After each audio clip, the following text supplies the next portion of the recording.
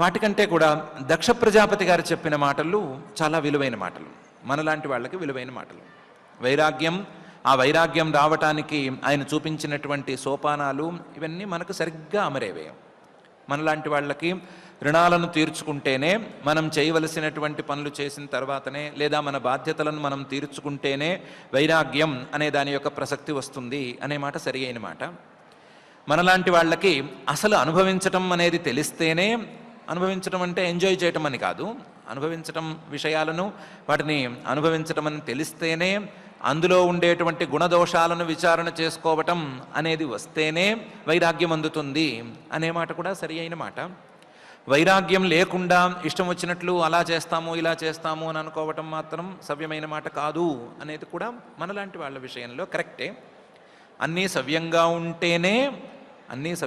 ఉంటేనే సన్యాసం అనేటువంటి మాట మనలాంటి వాళ్ళ విషయంలో సరి అయిన మాట. మనలాంటి వాళ్ళ విషయంలో ఇంకొక సరి అయిన మాట, మనకేమైనా ఒకవేళ కాస్తంత తెలిసినా, ఆ తెలిసిన విషయాన్ని ఎవరికైనా చెప్పవలసి వచ్చినా వాళ్ళకి ఆ జ్ఞానం వలన ఏమైనా అపకారం జరుగుతుందా లేదా అని ఆలోచించుకునే చెప్పాలి. చెప్పకపోతే వాళ్ళకి ఏమైనా అపకారం జరిగితే గనక దానికి బాధ్యత వహించవలసి కూడా వస్తుంది అనేది కూడా ఒకటి విషయం. అది దాదాపుగా నమ్మక ద్రోహం వైపుకే వెళుతుంది అని దక్ష ప్రజాపతి గారు చెప్పేశారు. వాళ్ళు నిన్ను నమ్మి వచ్చినప్పుడు, ఎవరైనా నిన్ను నమ్మి వచ్చినప్పుడు, నువ్వు మంచి మాట చెప్పగలవు అని నమ్మినప్పుడు, మంచి మాట కాకుండా ఇంకోటేదో చేసి వాళ్ళకేదో ద్రోహం చేసి వాళ్ళని పెడదారి పట్టించే మాట అయితే ఆ మిత్రద్రోహానికి అంతులేదు, పాపానికి అంతులేదు అని చెప్పారు. సౌహృదగ్రహ అనే పదంలోనూ, మొదటి శ్లోకంలోనూ, అసాధ్వకారి అనేటువంటి పదంలోనూ ఆయన ఆ భావాలని చూపించారు. కాబట్టి మనలాంటి వాళ్ళకి కావలసిన 2 పాయింట్స్ దక్ష ప్రజాపతి గారి మాటల్లో ఉన్నాయి. వైరాగ్యాన్ని అందుకోవలసిన తీరు అనేది ఒక పాయింట్, రెండోది నమ్మక ద్రోహం, మిత్రద్రోహం అనేది చేయకూడదు అనేటువంటి పాయింట్. రెండు కూడా దక్ష ప్రజాపతి గారి మాటల్లో బాగున్నాయి. కాబట్టి దక్ష ప్రజాపతి గారు నారద మహర్షి గారిని తిడుతున్నాడు అనేటువంటి అంశాన్ని పక్కన పెట్టేసి ఆయన మనకు చెప్పేటువంటి అంశాలను పాజిటివ్గా తీసుకోవాల్సిన అవసరం మనకుంది. అందులోనూ మిత్రద్రోహం, నమ్మించి ద్రోహం చేయటం అనే దాని మీద చాలా జాగ్రత్తలు తీసుకోవాల్సిన అవసరం ఉంది. చాలామందికి ఈ విషయంలో చాలా భ్రమలు ఉన్నాయి. భ్రమ నంబర్ 1, నమ్మితేనే కదా మోసం చేయగలము, నమ్మితేనే కదా ద్రోహం చేయగలము, నమ్మని వాడిని మనమేం ద్రోహం చేస్తాము అనేటువంటిది ఒక భ్రమ. నమ్మక ద్రోహం అనేది తెలివితేటలకి చిహ్నమే తప్ప ఇంకో దానికి చిహ్నం కాదు అని ఇంకొక భ్రమ. నమ్మక ద్రోహం లాంటి వాళ్ళు నాలాంటి మేధావులే చేయగలరు కానీ మిగతా వాళ్ళు చేయలేరు అనేటువంటిది మూడవ భ్రమ. ఇలా రకరకాల భ్రమలు ఉన్నాయి. కానీ నమ్మక ద్రోహం అనేది ఎంత మహాపాపం అనేది తెలిస్తే ఈ భ్రమలు పటాపంచలయ్యేటువంటి అవకాశం ఉంది. దానికి ఒక మంచి ఉదాహరణ భోజ ప్రబంధం అనేటువంటి గ్రంథంలో చెప్పారు. మనకు కాళిదాసు గారు అనే మహాకవి తెలుసు కదా, ఆయన భోజరాజు గారి ఆస్థానంలో ఉండేవాడు. భోజరాజు గారి ఆస్థానంలో భోజరాజు గారికి చాలా దగ్గరగా ఉండేవాడు. కాళిదాసు గారు నిజమైన అచ్చమైనటువంటి మహాకవి, పోలికలక్కర్లేనటువంటి మహాకవి. ఆ కాళికాదేవి ప్రసాదంతో ఎవరూ చేయలేనంత ఉత్తమ కావ్యాలను, ఎవరూ రచించలేనంత ఉత్తమ కావ్యాలను చాలా అందంగా రచించినటువంటి మహాకవి. ఇలాంటి మహాకవి గారికి భోజరాజు గారికి సహజంగానే స్నేహం ఉండేది. ఆ స్నేహం ఎక్కడో ఒక చోట చిన్న అనుమానంతో స్నేహం తెగిపోయింది. ఆ సందర్భాలు ఏవో వేరే ఉన్నాయి. భోజరాజు గారే ఈయన మీద ఏదో చిన్న అనుమానం పెట్టుకుని ఈయన స్నేహాన్ని తెంచేసుకుని దేశ బహిష్కారం కూడా విధించేసేసాడు. అంతవరకు పాపం ఈయన్నే నమ్మి ఉన్నాడు, భోజరాజు గారినే నమ్మి ఉన్నాడు కాళిదాసు గారు. అలాంటిది ఆయనేమో రాజుల మొత్తులు, వారి సేవలు అన్నట్లుగా ఒక్కసారిగా దేశ బహిష్కారం విధించి బయటికి పంపించేసేసి ఏదో తన మానాన్ని తాను ఏదో చేసుకుంటున్నాడు. అనుకోకుండా ఈయన ఒకరోజు వేటకెళ్ళాడు భోజరాజు గారు. వేటకెళ్తే యథాప్రకారం మనం వేట గురించి చెప్పుకునేటప్పుడు జరిగినవన్నీ జరిగినాయి. వేటకి చాలా దూరం వెళ్ళాడు, అడవిలో చాలా దూరం వెళ్ళాడు. ఆ వెళ్ళటం పరివారము ఈయన విడిపోయారు, ఈయన ఒక్కడే అయ్యాడు. చివరికి గుర్రం కూడా అలసిపోయింది, ఆ గుర్రాన్ని వదిలేయవలసి వచ్చింది, వదిలేశాడు. చివరికి నడుస్తూ నడుస్తూ దాహానికి ఆకలికి బాధపడుతూ ఎక్కడో చోటకి చేరాడు. ఓ చెట్టు కిందకి చేరాడు. చెట్టు కిందకి చేరితే ఈ లోపల సింహం గాండ్రింపు వినిపించింది. సింహం గాండ్రింపు వినంగానే ఆయన భయపడ్డాడు. భయపడి దగ్గరలో సింహం ఉంది అని అర్థం చేసుకుని, అప్పటికే అలసిపోయి ఉన్నాడు కదా, ఈ బాణాలు తీయటం, కత్తులు ఊరలోంచి తీయటం, ఉత్త చేతులతో సింహాన్ని పట్టేయటం లాంటివి చేయలేడనుకుని చెట్టెక్కాడు. ఈ లోపల సింహం నిజంగానే వచ్చింది.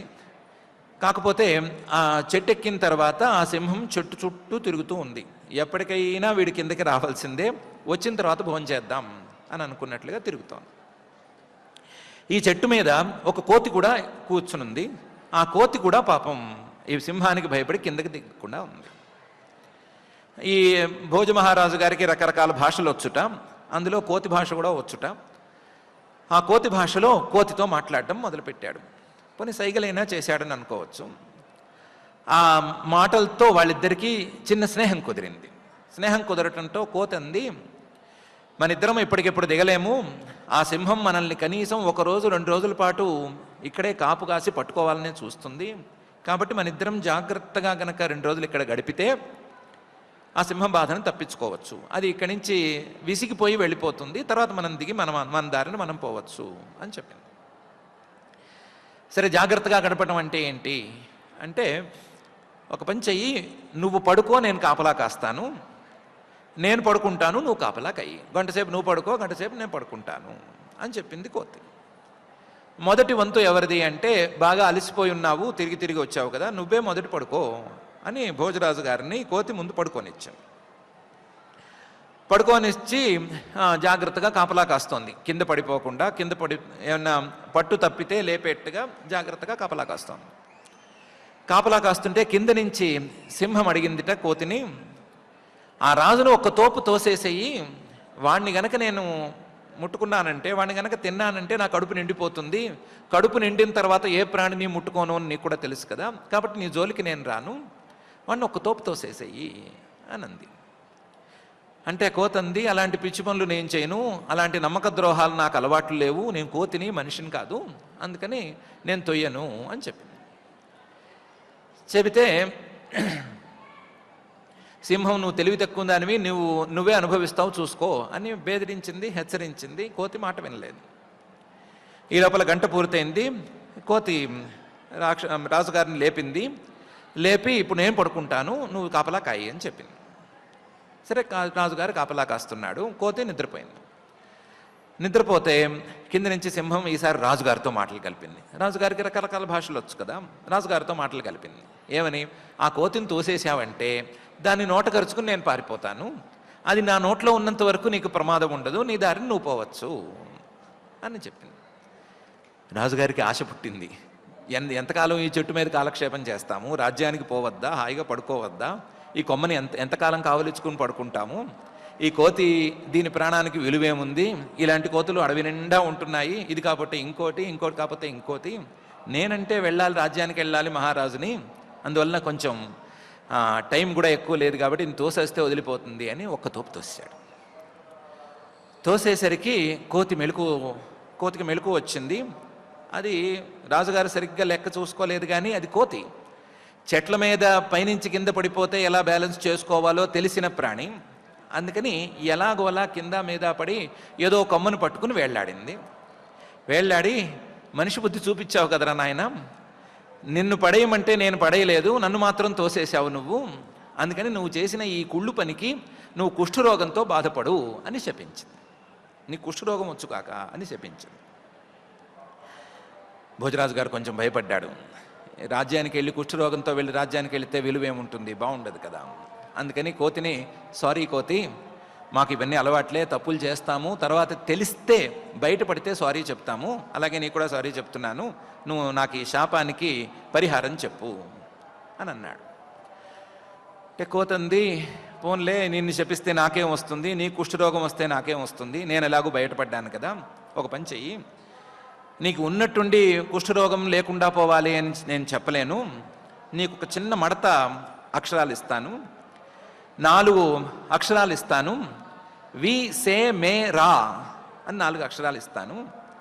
ఈ 4 అక్షరాల మీద అర్థవంతమైన శ్లోకాలు నీకు నచ్చే శ్లోకాలు చెప్పినవాడు ఎవడైనా వస్తే ఆ శ్లోకాలు విన్న వెంటనే, నీకు నచ్చిన ఆ శ్లోకాలను విన్న వెంటనే నీకు ఈ శాప విముక్తి జరిగినట్లే, కుష్ఠరోగం ఉన్నట్టుండి మాయమైపోతుంది అని చెప్పింది. రాజుగారు బతుకు జీవుడా అనుకుంటూ కిందకి దిగాడు. కుష్ఠుతోనే దిగాడు, ఆ కుష్ఠు పోవాలి. అందుకని రాజ్యంలోకి వచ్చిన వెంటనే దండోరా వేయించాడు. విసేమేరా అని 4 అక్షరాలు. ఈ 4 అక్షరాలతో శ్లోకాలు రాయాలి, ఆ శ్లోకాలు నాకు నచ్చాలి అని దండోరా వేయించాడు. ఎవరెవరో పాపం అనుకున్నారు, వీసేమేరా ఏం రాస్తారు శ్లోకాలు వీటి మీద, అందులోన నచ్చాలి అంటే ఏం చేస్తే నచ్చుతుంది, ఏం రాస్తే నచ్చుతుంది, ఎలా రాస్తే నచ్చుతుంది అని ఎవరు నిర్ణయిస్తారు? అందుకని రాజ్యంలో ఉండే కవులందరూ ఇబ్బంది పడుతున్నారు, ధైర్యం చేసి వెళ్ళలేరు. అలాగని ఈ మడతని తీర్చలేకపోయాము అనే బాధను తట్టుకోలేరు, ఇబ్బంది పడుతున్నారు. ఈ లోపల ఈ దండోరా రాజ్యం బయట ఉండేటువంటి కాళిదాసు గారికి కూడా వినిపించి ఒక ఆడవేషం వేసుకుని రాజ్యంలోకి వచ్చాడు.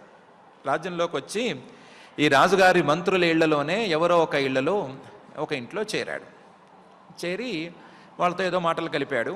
వాళ్ళేమో ఏం రాజ్యము, నా మోహన్ రాజ్యము, రాజుగారికి ఏమో కుష్ఠొచ్చింది, ఆ కుష్ఠొచ్చిన వాడికి కుష్ఠ ఎలా పోతుందో తెలియటం లేదు, దీనికి తోడేమో ఈ వీసేమేరా అన్నాడు, ఈ వీసేమేరా అంటే ఏమిటో తెలియట్లేదు, ఇబ్బంది పడుతున్నాము, సరిగ్గా పాలన సాగటం లేదు అని ఆ మంత్రి గారు ఏదో ఈయన దగ్గర వాపోయాడు. వాపోతే ఈయన అన్నాడు, మా అమ్మాయి వచ్చి రేపటి రోజున మీ శ్లోకాలకి, మీ అక్షరాలకి శ్లోకాలు చెప్తుందండి అని మీరు వెళ్ళి మీ రాజుగారితో చెప్పండి, నేను చూసుకుంటాను అన్నాడు. ఆడవేషంలో ఉన్నాడు కదా, మా అమ్మాయి వచ్చి చెప్తుంది అని అనమన్నాడు. ఈ మంత్రి గారు వెళ్ళాడు. ఎవరో ఒకళ్ళు రక్షిస్తే చాలు, ఈ శ్లోకాలు నచ్చితే చాలు, ఎవరు ముందుకే రావటం లేదు, శ్లోకాలు నచ్చవచ్చు, ఈ గోల వదిలిపోవచ్చు అనుకుని ఒప్పుకుంటే మర్నాడు వీళ్ళిద్దరికీ, ఆడవేషంలో ఉండే కాళిదాసు గారికి, ఇటు భోజమహారాజు గారికి, ఇద్దరికీ ఒక మీటింగ్ అనేది ఏర్పాటు చేశారు. ఆ మీటింగ్లో ఈ వీసేమేరా అనే అక్షరాల మీద శ్లోకాలు చెప్పాలి అని మొదలుపెట్టారు. దాంట్లో వి అని మొదటి అక్షరం వచ్చింది. వస్తూనే ఆడవేషంలో ఉండేటువంటి కాళిదాసు గారు మొదటి శ్లోకం చెప్పాడు. విశ్వాస ప్రతిపన్నేషు ఏచ విశ్వాసఘాతినః తేయాంతి నరకంఘోరం తాడ్యమానా యమానుగై అని మొదటి శ్లోకం అండి అని చెప్పాడు. విశ్వాస ప్రతిపన్నేషు, ఎవరైనా నమ్మి గనక దగ్గరకు వస్తే, అలాంటి నమ్మి వచ్చిన వాళ్ళని వాళ్ళ విశ్వాసం పోయేటట్లుగా, వాళ్ళకి నమ్మక ద్రోహం జరిగేటట్లుగా ఎవరైనా చేస్తే, ఏచ విశ్వాసఘాతినః, అలాంటి వాళ్ళు తేయాంతి నరకం ఘోరం, ఘోరమైన నరకానికి వెళతారు. ఘోరమైన నరకానికి వెళతారు అంటే పెద్ద ఇంట్రెస్ట్ ఏమి కలగదు. తాడ్యమానా యమానుగై, ఆ నరకానికి వెళ్ళిన తర్వాత కొడదామని అనుకోరు యమభటులు, ఇక్కడిని తీసుకెళ్లే సమయం నుంచే కొట్టుకుంటూ నరకంలో వేయవలసినటువంటి శిక్షల్ని ఈ క్షణం నుంచే అమలు చేస్తూ తీసుకెళ్తారు. ఇంకా నరకంలో ఏం జరుగుతుంది అని చెప్పనక్కర్లేదు అని మొదటి శ్లోకం చెప్పాడు. రాజుగారు పాపం కంగు తిన్నాడు. ఈ శ్లోకం ఏమిటి, దీని ఫలితం ఏంటి అని తెలుసు. శ్లోకం నచ్చింది, ఎందుకంటే తనదే శ్లోకం, తన విషయంలోనే ఈ శ్లోకం అని తేలిపోయింది. సే అని 2వ అక్షరం, దానికి కాళిదాసు గారు చెప్పారు, సేతుబంధే సముద్రే చ గంగాసాగర సంగమే స్నాత్వా పాప విముక్త స్యాత్ మిత్రద్రోహకరం వినా అని శ్లోకం అండి అని చెప్పాడు. సేతుబంధం, సే అని ఉంది కదా, సేతుబంధం అంటే రామేశ్వర క్షేత్రం. ఆ రామేశ్వర క్షేత్రంలో సముద్ర స్నానం చేస్తే ఉన్న పాపాలన్నీ పోతాయి. ఈ పాపం ఆ పాపం కాదు, చివరికి బ్రహ్మహత్య వరకు ఉండేటువంటి పాపాలన్నీ కూడా పోతాయి. స్నాన విధి వేరుగా ఉంది, ఏదో మునిగాము అంటే సరిపోదు, మునిగితే పోయే పాపం కాదు అది. స్నాన విధి అనే ఒక విధి ఉంది, దాని ప్రకారం చేస్తే, స్నాన విధి ప్రకారం చేస్తే పాపాలన్నీ పోతాయి. అలాగే గంగాసాగర సంగమే, గంగ సాగరంలో, సముద్రంలో కలిసే చోట స్నానం చేసిన పాపాలన్నీ పోతాయి స్నాన విధి ప్రకారం. స్నాత్వా పాప విముక్త స్యాత్, ఈ పాపం ఆ పాపం అని లేదు, అన్ని పాపాల నుంచి విముక్తి తెచ్చుకోవచ్చు. కానీ మిత్రద్రోహకరం వినా, మిత్రద్రోహం చేస్తే వచ్చే పాపం మాత్రం ఇక్కడ చేసినా అక్కడ చేసినా ఎక్కడ చేసినా పోదండి. ఇదే 2వ శ్లోకం అండి అన్నాడు. రాజుగారు నాలుగు ఖర్చుకున్నాడు, కానీ కాదనటానికి ఏమీ లేదు. 3వదైనా చెప్పుమన్నాడు. దానికి 3వ శ్లోకం చెప్పాడు మే అనేదానికి. మేరుతుల్యాన్ మహాపాపాన్ కృత్వా సంగం సతాన్నర ముచ్యతే నహి సందేహ మిత్రద్రోహి నముచ్యతే అని 3వ శ్లోకం అండి అని అన్నాడు. మేరుతుల్యాన్, మనిషి కావాలంటే ఒక పెద్ద కొండలాంటి పాపాలు చేయొచ్చు, మేరు పర్వతం లాంటి పాపాలు చేసేసుకోవచ్చు. ఆ పాపాలు మహాపాపాలు కూడా కావచ్చు, చిన్న చిన్న పాపాలు కాకుండా పెద్ద పెద్ద గొప్ప గొప్ప పాపాలు కావచ్చు. మహాపాపాన్ కృత్వా, అన్ని మహాపాపాలు చేసినా సరే, కృత్వా సంగం సతాం నరహ, మంచి వాళ్ళతో గనక కలిస్తే, సత్పురుషులతో కలిస్తే, ఆ సత్పురుషులు చెప్పిన దారిలో నడుచుకుంటే, వాళ్ళు చెప్పినట్లుగా ప్రాయశ్చిత్తాలు చేసుకుంటే, వాళ్ళు చెప్పినట్లుగా మార్చుకుంటే ఈ పాపాలను పోగొట్టుకోగలుగుతాడు. ముచ్యతే నహి సందేహ, ఎన్ని పాపాలు చేసినా వదిలించుకోవచ్చు, ఎంత తుప్పు పట్టినా సరే వదిలించుకోవచ్చు.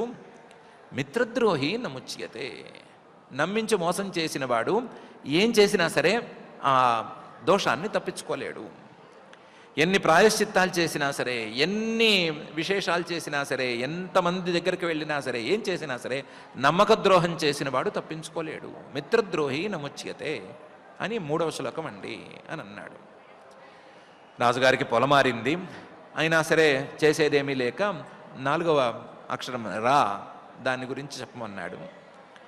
చెప్తే ఈయన అన్నాడు, రాజన్ భో శృణు మద్వాక్యం యది కళ్యాణమిచ్చసి దేహి దానం సువిప్రేభ్య తతశ్రేయో భవిష్యతి అని చెప్పాడు. ఓ రాజా, నా మాట విను, నీకు గనక మంచి జరగాలి అంటే నువ్వు చేసిన తప్పుకి మూలమైనటువంటి నీ భ్రమ నీకు తొలగాలి. నువ్వు చేసిన తప్పుకి మూలమేమిటి అంటే నీకున్నటువంటి దేహాభిమానం. దేహం మీద అభిమానం కొద్దే కదా. కోతి శరీరం ఏముంది, ఎక్కడైనా ఉంటుంది. నా దేహం రాజదేహం, ఎక్కడ పడితే అక్కడ రాదు అని కదా నువ్వు చేశావు. ఆ దేహాభిమానం పోవటానికి కావలసినట్లుగా దేహి దానం సువిప్రేభ్య, దానం చేయటం అనేది అలవరుచుకో. దానం ద్వారా ఈ దేహాభిమానం అనేది, స్వాభిమానం అనేది కొద్ది కొద్దిగా తగ్గుతూ ఉంటుంది. ఆ తగ్గటం ద్వారా దేహాభిమానాన్ని పోగొట్టుకుని, దేహాభిమానంతో నువ్వు చేసినటువంటి తప్పుకి ప్రాయశ్చిత్తాన్ని వెతుక్కో. తతశ్రేయో భవిష్యతి, అది ఒక్కటే నిన్ను కాపాడచ్చు. ఈ దేహాభిమానం పోగొట్టుకోవటం అనే దాని ద్వారా మాత్రమే నీకు శ్రేయస్సు కలగచ్చు, మరొకటి ద్వారా నీకు కలగదు అని తేల్చి చెప్పేశాడు. ఆయనకి ఏమన్నా, కాళిదాస్ గారికి ఏమన్నా మిమిక్రీ వచ్చేమో, ఆడకంఠంతోనే చెప్పాడు. ఆడకంఠంతో చెప్తే వచ్చింది ఆడపిల్ల అని తెలుస్తోంది, ఈయనకి అనిపిస్తోంది. కానీ ఇది ఎక్కడో నాకు, కోతికి, సింహానికి అడవిలో జరిగినటువంటి వ్యవహారం కదా, నీకేం తెలుసు, నీకెలా తెలుసు అని అన్న అడిగాడు. అమ్మాయి అయి ఉన్నావు, ఆడపిల్లవై ఉన్నావు, అందులోనూ ఎక్కడో ఇంట్లో ఉండేదానివి, నీకు ఇవన్నీ ఏం తెలుస్తాయి అని అడిగాడు. అడిగితే ఈయనన్నాడు, ఇక్కడుంటే అక్కడుంటే తెలుస్తాయా అండి, అమ్మవారి అనుగ్రహం ఉంటే తెలుస్తాయి. కాళికా ప్రసాదం ఉంది, నా గురువుల అనుగ్రహం ఉంది, దానివల్ల నాకు అర్థమైపోయింది. అది తప్ప నాకు ఇంకా వేరేమీ లేదు. దానివల్లనే మీకు నా మీద అనుమానం వచ్చిన విషయం కూడా నాకు తెలిసింది. ఇది అది అని ఏమీ లేదు అని చెప్పాడు. అన్నీ అమ్మవారి అనుగ్రహంతోనే నాకు తెలుస్తున్నాయి అని చెప్పాడు. చెప్పిన తర్వాత అమ్మవారి అనుగ్రహం అంటేనే కాళిదాసు గారు కదా అని ఆయనకి అర్థమైపోయి కాళిదాసు గారి విషయంలో కూడా నేను చేసింది మిత్రద్రోహమే. ఆయన్ని, నన్ను నమ్మిన వాడిని నేను ద్రోహం చేశాను, వాడికి ద్రోహం చేశాను, కోతికి చేసింది కూడా ఇదే ద్రోహమే. ఈ విషయాన్ని చెప్పడానికి కాళిదాసు గారిని అనుగ్రహించేటువంటి కాళికామ్మవారే నాకు ఇలాంటి పరిస్థితిని కల్పించింది అని అనుకుని ఆయనకి సారీ చెప్పి, అప్పటికే ఈయనకి తృప్తికరమైన శ్లోకాలు వచ్చినాయి కాబట్టి ఈయనకి కుష్ఠరోగం పోయేసరికి ఆ దేహాభిమానం పోగొట్టుకునేటట్లుగా దానాన్ని చేసుకుంటూ ఆయన భోజరాజు గారు పైకి వెళ్ళాడు అని భోజ ప్రబంధం అని ఒక కావ్యం చెప్తోంది. చాలా విలువైన అంశం ఇది, చాలా విలువైనటువంటి అంశం. మనలో మనం చెప్పుకుంటున్న విషయంలో డైవర్షన్ అనేది కూడా ఏమీ లేదు.